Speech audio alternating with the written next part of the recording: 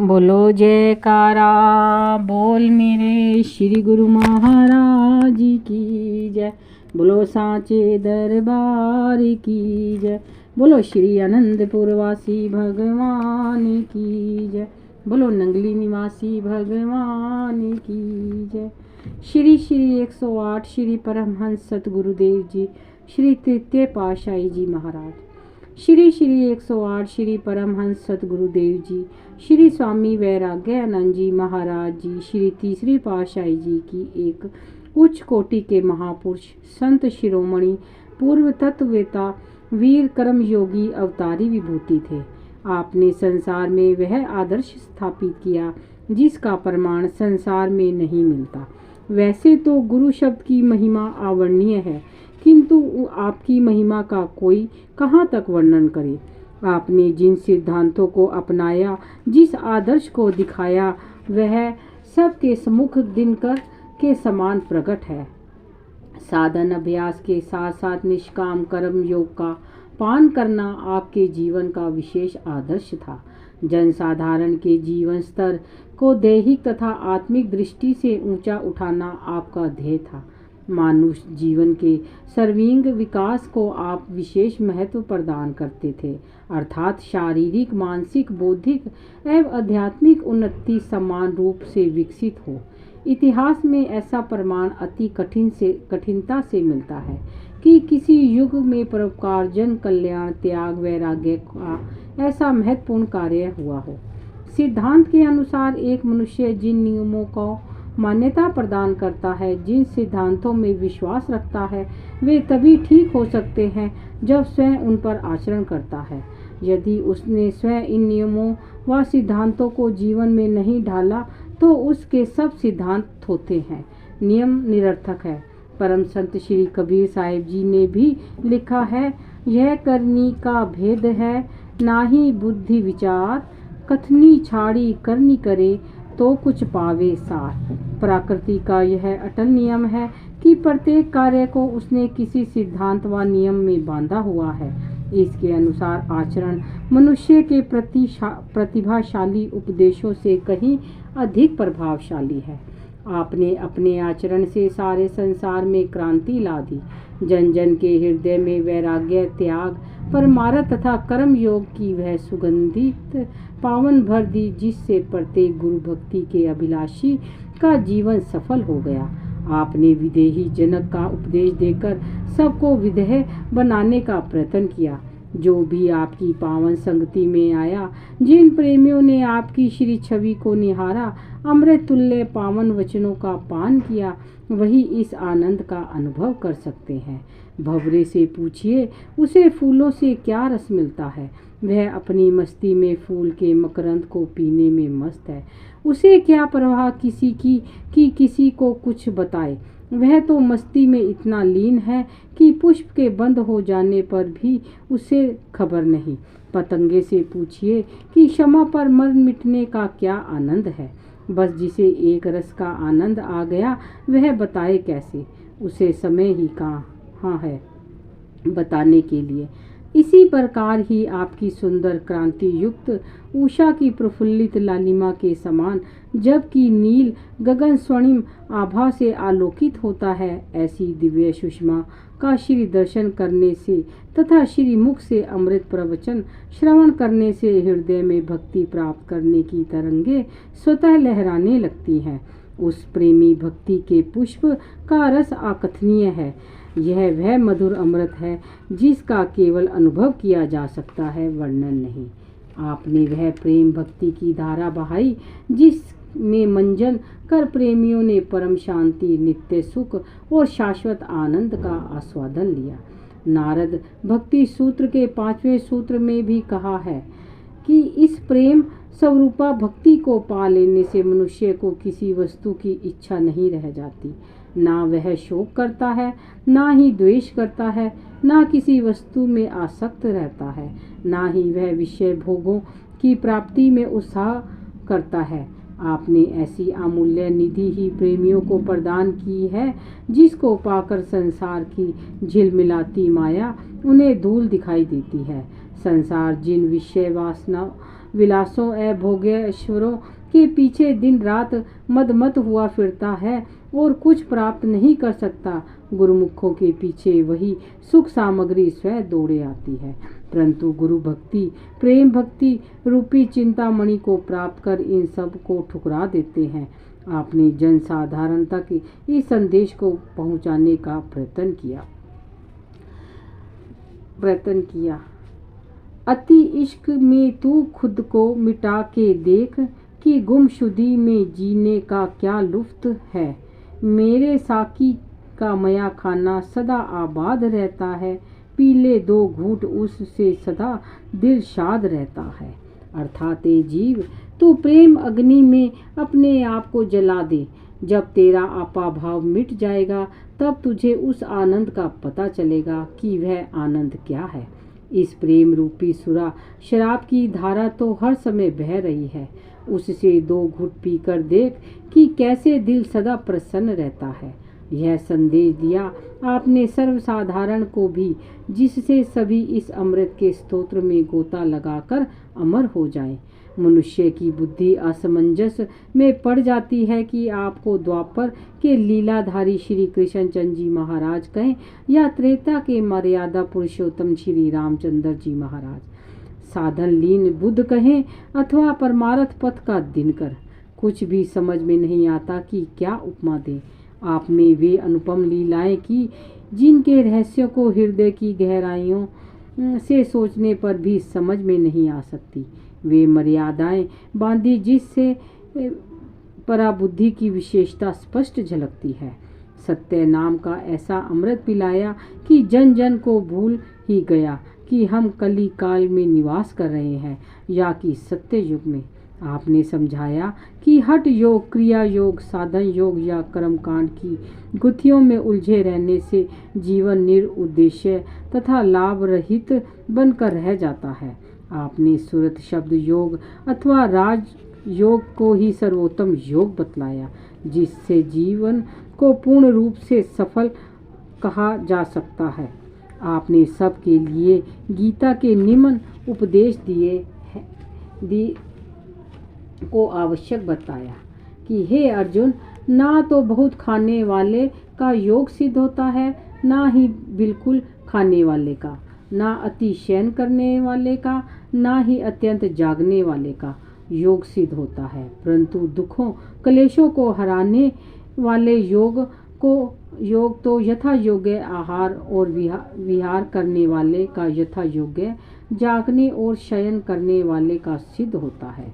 इसके साथ ही साथ जिस निष्काम कर्म योग का उपदेश गीता में भगवान श्री कृष्णचंद्र जी महाराज ने अर्जुन को किया है, श्री रामचंद्र जी महाराज ने जिस नवधा भक्ति का उपदेश शबरी को किया है, वही उपदेश सरल भाषा में श्री सद्गुरुदेव महाराज जी श्री तीसरी पातशाही जी ने अपने प्रेमियों सत्संगियों को कर्तव्य परिणता तथा निष्काम सेवा का दिया है।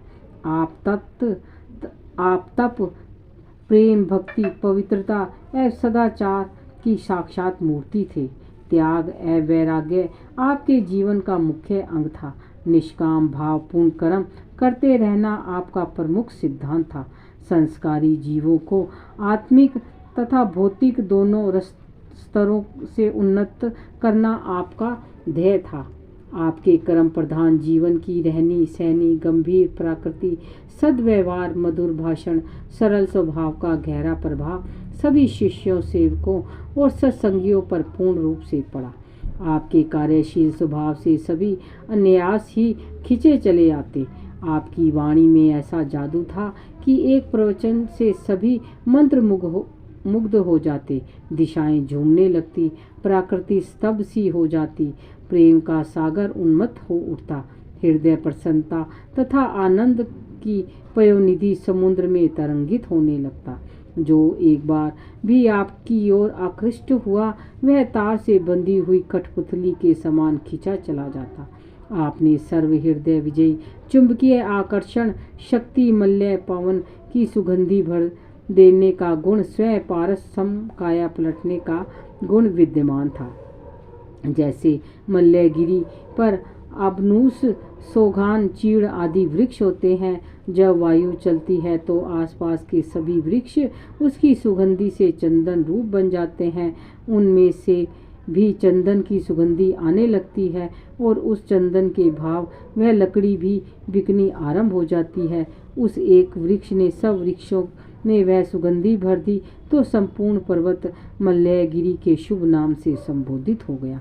महापुरुषों के वचन है, नीम मिली चंदन भई मलयगिरी के संग, जो जन साधु संग करे चढ़े भक्ति का रंग। आपने पावन व्यक्तित्व का में यही विशेष गुण था कि अवगुणों, बुराइयों, पापों तथा विषय वासना युक्त जीव जब भी आपकी पावन कल्याणकारी मनोहारी श्री छवि को निहारने के लिए आते तो मलय समीर की न्यायी आपकी पवित्रता, सदाचार तथा महानता से प्रभावित होकर थोड़े समय में ही भक्ति परमार्थ सेवा के गुणों से भरपूर होने लगते। इस श्री आनंदपुर के कण कण में आपने निमोहिता का ऐसा रंग भरा, जो भी जिज्ञासु यहाँ पहुँचता वह श्री दर्शन करने से पहले ही मन की अवस्था को बदला हुआ पाता। वह मोह के स्थान पर प्रेम के रंग में रंग जाता। वह स्वयं निज मुख से यह कहता कि यहाँ तो तिथि, दिन का नाम तथा मास आदि किसी का पता नहीं चलता। सब ऐसे भूल जाते हैं जैसे हमें इनकी जरूरत ही नहीं। आप अनंत थे, सर्वज्ञ, अंतर्यामी, हृदय सम्राट, नैनाभिराम, जीवन धन, ना जाने क्या क्या थे। सब कुछ समझ में नहीं आता।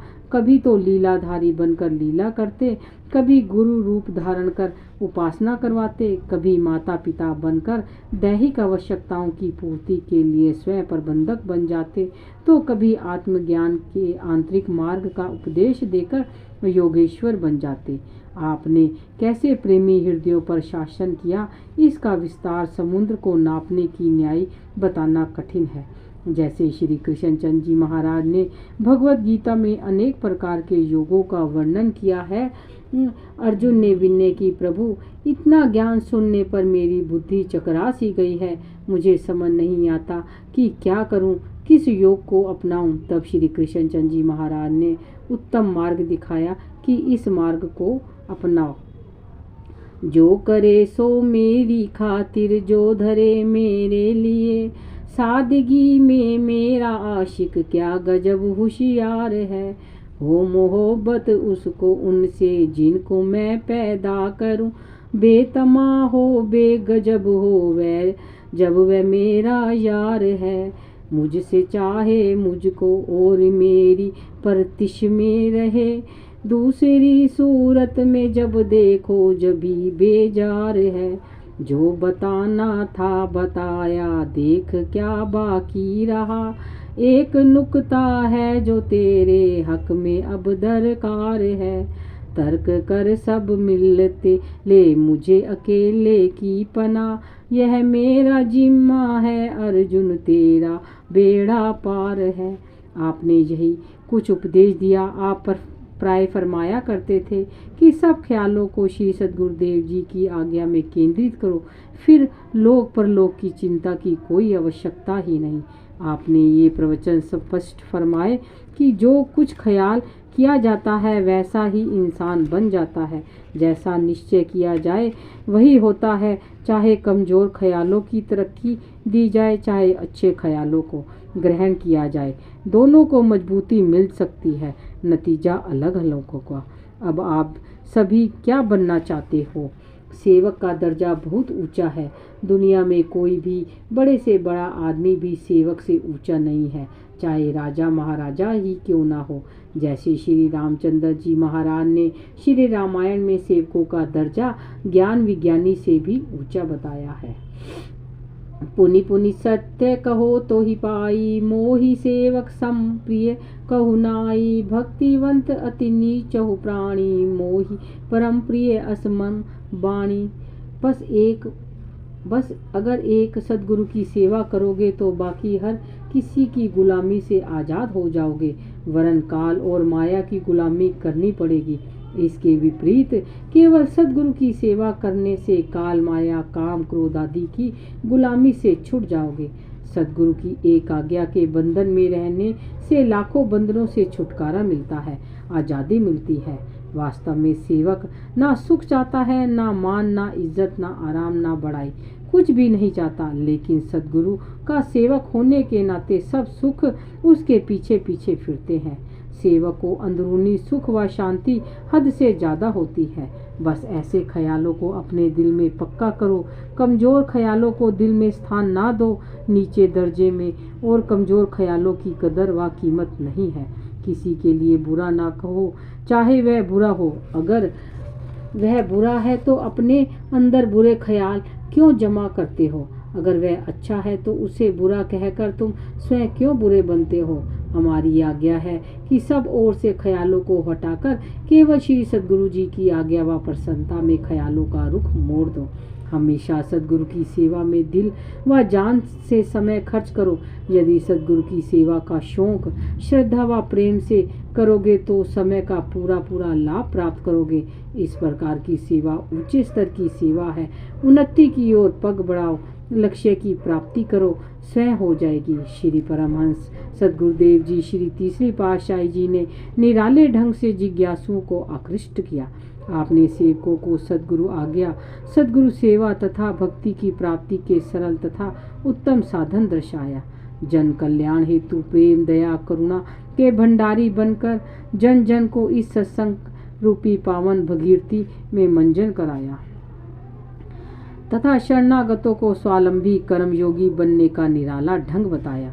प्रेम करुणा स्नेह कृपा की इस मूर्तिमान स्वरूप पर यदि लोग अपना तन मन प्राण लुटाने को एक एवं अनेक प्रकार से नौछावर होने को सदैव उद्यत रहते हो तो इसमें आश्चर्य करने अथवा दंग रहने की बात ही क्या है।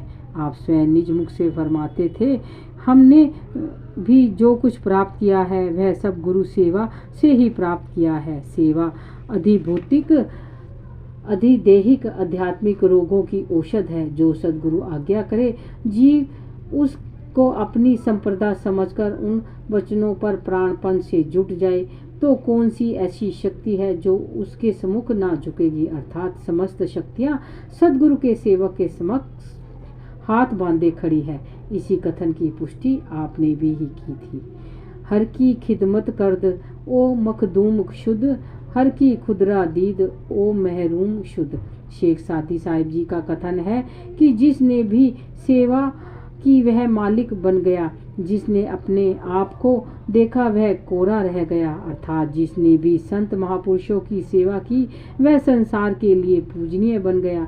परंतु जो अपने आप को देखता रहा अर्थात मान गुमान में भरा रहकर किसी के आगे जिसने झुकना पसंद ना किया वह उन समस्त गुणों और विशेष लाभों से वंचित रह गया जो कि सेवा के परिणाम से प्राप्त होते हैं। इस संसार में जिस किसी ने भी महिमा प्रतिष्ठा सुनाम असफलता के शिखरों का स्पर्श किया निश्चय ही वह महापुरुष पूर्ण पुरुषों की सेवा रूपी सीढ़ी पर चढ़कर ही पहुंच सका।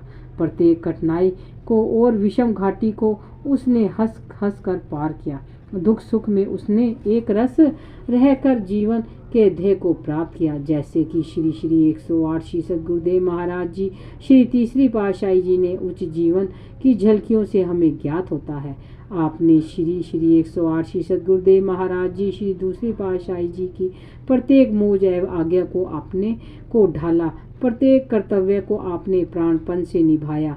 शारीरिक कष्ट क्लेशों की उपेक्षा की कोटि का डा रखा था। आप स्वयं फरमाया करते थे कि दृढ़ संकल्प ही मनुष्य की निजी निधि है। आपने श्री वचनों में इस झांकी को प्रदर्शित किया। जो स्वांग भी रचा जाए उसमें तद्रूप होकर उसका यथातथ्य अभिमान किया जाए। जैसे एक स्वांग करने वाले ने साधु का स्वांग करते हुए राजा के द्वारा लाई हुई हजारों रुपए की अशर्फियों को स्वीकार ना किया और बाद में 5 व 10 रुपए ही पुरस्कार रूप में ग्रहण किए। इसी प्रकार वास्तविक रूप में तुमने साधु का वेश धारण किया है, यानी तुम साधु बने हो और सब कुछ त्याग किया है। इसीलिए तुम्हें यह स्वाग पूरा उतारना चाहिए। जिस काम को करो वही रूप बन जाओ, उसी को पूरा करो। मतलब यह है कि भक्ति को आखिरी मंजिल तक पहुंचाओ। बोलो जयकारा बोल मेरे श्री गुरु महाराज की जय।